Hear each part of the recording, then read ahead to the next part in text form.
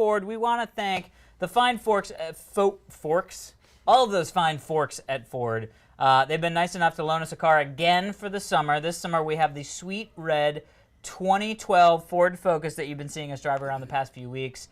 We've shown you a few clips from the times I spent with Doug and his sidekick John, learning about the car's new features. Here's a quick look into Doug explaining some more of the features to me in his own very Dougish way. The 2012 Ford Focus is loaded. That is what I was going to say. With new tech. Yes. Yeah. Super cool. I mean, you'd be amazed. The next to this, the 2011 looks like a Model T. Oh, the 2011, I like to push it off a cliff and spit on it. Let's not go that far. That seems a little extensive. I mean, it was a great car. The car's a Wi-Fi hotspot.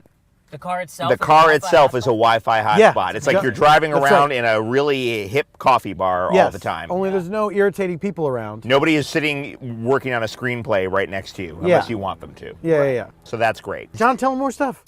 You got Sirius XM. Satellite radio, have you heard of it? Voice. I have, yeah, that's good. And you're like, what? I don't wear a top hat and hold a bag of money with a dollar sign on it? You don't need it.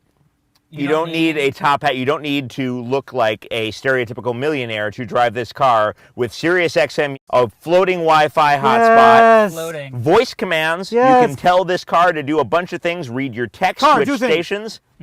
Car. You don't car, accept commands. You don't have to address it as car. You can if you want. You can if I want to, and I'm doing it. So as you can see, the new Ford Focus is decked out with tons of technology. We've been enjoying the time with the Ford Focus so far and are not looking forward to giving it back in a few weeks. We have to give it back in a few weeks? It sucks. Thanks again for Ford for sponsoring this week's show.